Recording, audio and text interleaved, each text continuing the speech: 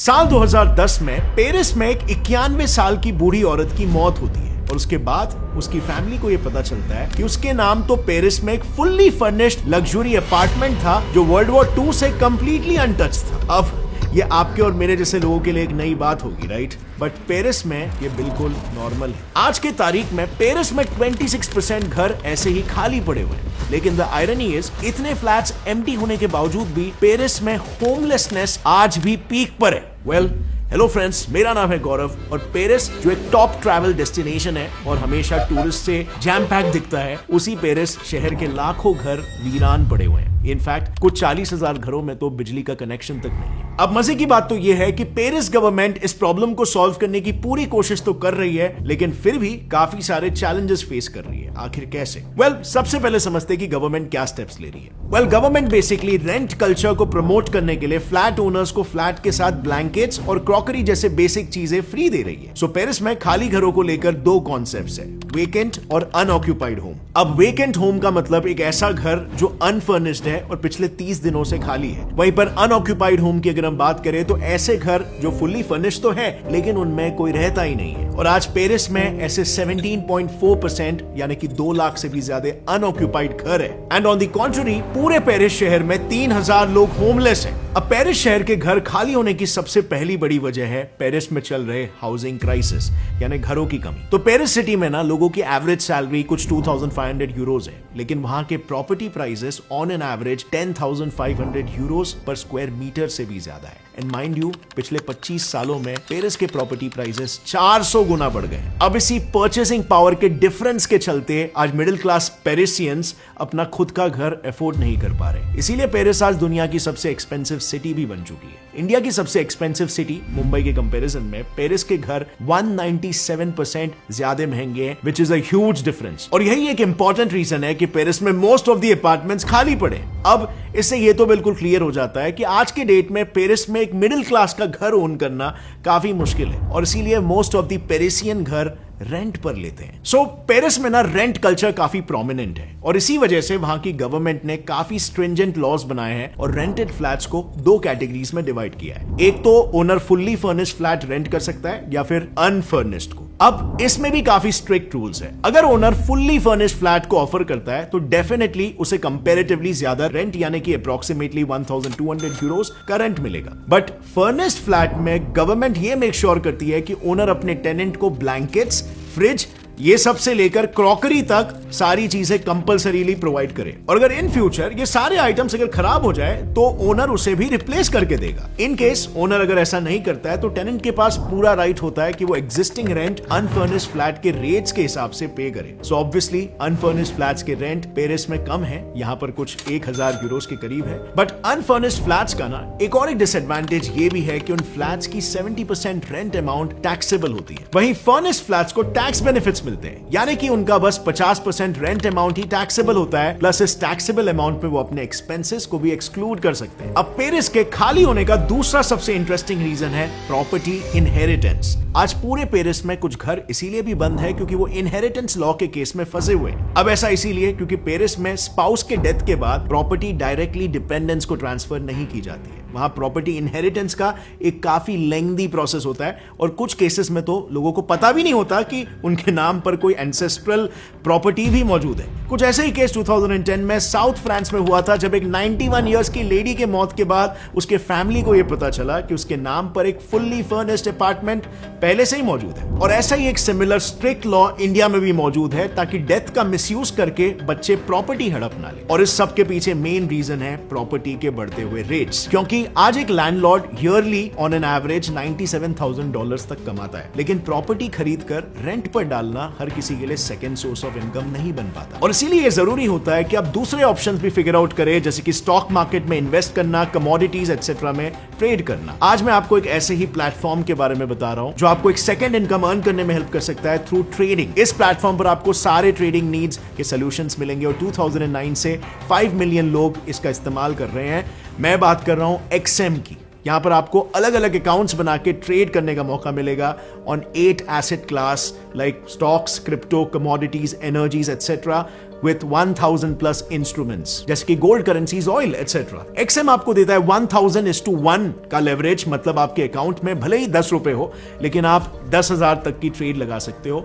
इनके 99% orders 1 second से कम time में एग्जीक्यूट हो जाते हैं। यही नहीं, एक्सएम आपको ट्रेडिंग जर्नी में पूरा हेल्प करता है एक डेडिकेटेड रिलेशनशिप मैनेजर देकर, और साथ ही में आपको देता है कस्टमर सपोर्ट 24/7 इंग्लिश लैंग्वेज में और 24/5 लोकल लैंग्वेजेस में भी, जैसे कि हिंदी, तमिल और बांग्ला। इसके अलावा एक्सएम फ्री ट्रेडिंग एजुकेशन भी प्रोवाइड करता है अपने कस्टमर्स को, और इनके वेबिनार्स है right from basic knowledge of financial world to pro trading. XM पर आपको अप टू $5,000 का ट्रेडिंग बोनस मिलता है, सो आपके ट्रेडिंग कैपिटल को आप और भी बढ़ा सकते हो, जहां पर आपको फाइनेंशियल मार्केट्स के बारे में सब कुछ सिखाया जाता है। सिंपल है, first learn and then earn. So एक काफी इंटरेस्टिंग अपॉर्चुनिटी है to earn a second source of income. If you are interested, click on the link in the description below. And now let's jump back to the topic. तो Paris में घर खाली होने का तीसरा बड़ा रीजन है second Holmes. So second home आपके प्राइमरी रेसिडेंसी के अलावा एक दूसरा घर होता है जहां पर आप वीकेंड्स या वेकेशन बनाने जाते हैं, और पेरिस में ऐसे 1,26,000 घर सेकंड होम्स है, यानी कि खाली है। एंड इंटरेस्टिंगली पेरिस के इन सेकंड होम्स के मेजॉरिटी ओनर्स फॉरेन नेशनल्स है, जिसका मतलब एक पर्टिकुलर वेकेशन टाइम पर ही यहाँ पर घर ओपन होता है। और इसीलिए अगर आप देखोगे तो वेकेशन टाइम के अलावा ये घर आपको मोस्टली वेकेंट ही दिखेंगे। पर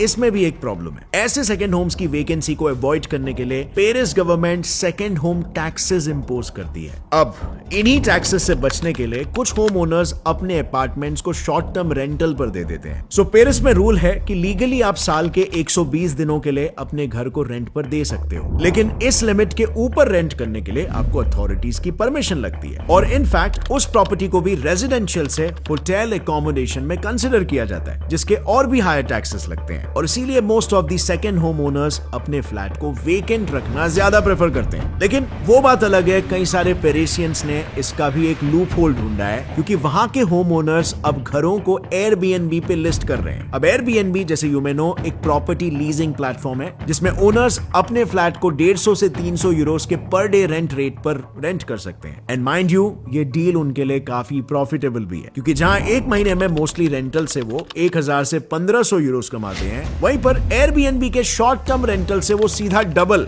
यानी 3000 से 5000 यूरोस तक कमा लेते हैं। और इसीलिए पेरिस में शॉर्ट टर्म रेंटल्स की पॉपुलैरिटी काफी बढ़ रही है, and as a matter of fact इतनी बढ़ चुकी है कि आज पेरिस में 78,000 एयरबीएनबी प्रॉपर्टीज मौजूद है, जो बाय द वे दुनिया में किसी भी सिटी से सबसे ज्यादा है। वेल, पेरिस पहले से ही सेकंड होम डेस्टिनेशन नहीं था, उसके ऐसा बनने की एक काफी इंटरेस्टिंग हिस्ट्री है। तो देखो, किसी भी एरिया को मॉडर्न वे में रिकंस्ट्रक्ट करने के बाद जब वहां पर हायर लिविंग स्टैंडर्ड वाली कम्युनिटीज आकर रहती है, तो उस प्रोसेस को जेंट्रिफिकेशन कहते हैं, और पेरिस के साथ भी कुछ ऐसा ही हुआ। 19th सेंचुरी के पहले पेरिस में वर्किंग क्लास रहा करती थी, लेकिन फिर साल 1870 में फ्रेंच एम्परर नेपोलियन III ने जॉर्जस यूजीन हॉसमैन नाम के एक एडमिनिस्ट्रेटिव ऑफिसर को पेरिस के रिनोवेशन, जिसे द रिन्यूअल ऑफ पेरिस कहा गया, उसकी जिम्मेदारी सौंपी। इसके तहत हॉसमैन ने पुराने पेरिसियन बिल्डिंग्स और एवेन्यूज को तोड़कर कंप्लीटली नया बनवाया, जिससे पेरिस वेल्दी और रिच टूरिस्ट को और भी ज्यादा अपीलिंग लगी। अब इससे हुआ ये कि पेरिस का स्टैंडर्ड ऑफ लिविंग काफी हाई हो गया, लेकिन इस हाई स्टैंडर्ड ऑफ लिविंग को वहां के वर्किंग क्लास अफोर्ड नहीं कर पाए, और वो सिटी के आउटस्कर्ट्स में शिफ्ट होने लग गए। अब जेंट्रिफिकेशन के दो आउटकम्स होते हैं, एक तो पॉजिटिव आउटकम, जिसमें जेंट्रिफिकेशन से सिटी में नए इन्वेस्टमेंट्स आते हैं और उन नेग्लेक्टेड एरियाज का भी इकोनॉमिक ग्रोथ होता है। लेकिन यहाँ पर एक दूसरा नेगेटिव आउटकम भी होता है, जिसमें वो एरिया या सिटी सडनली काफी ज्यादा एक्सपेंसिव हो जाती है। वेल, पेरिस के केस में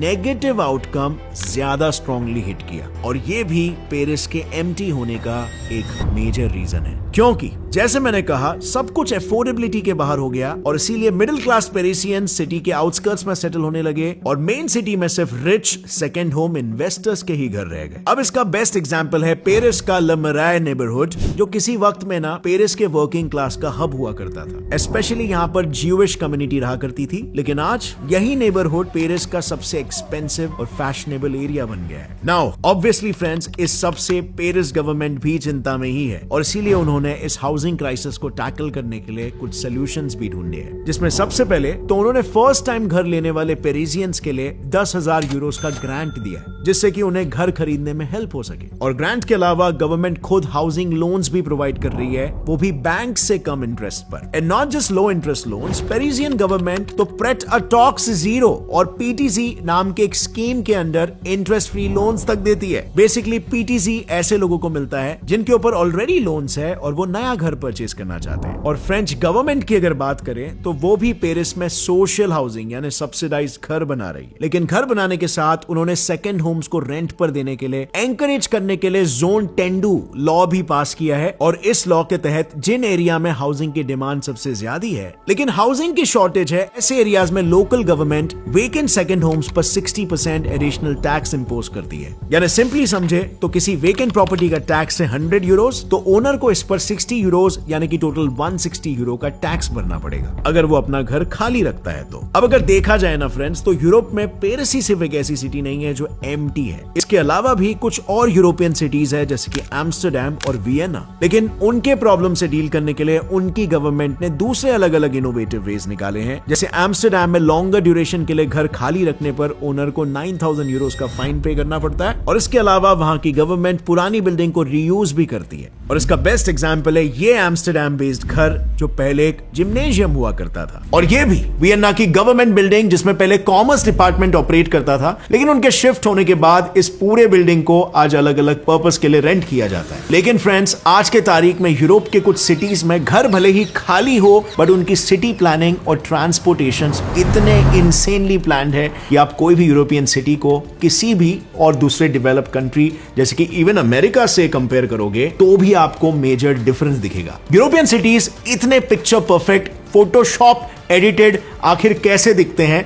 मानो जैसे किसी ने इनकी पेंटिंग बनाई हो। ये यूरोप कैसे कर पाया?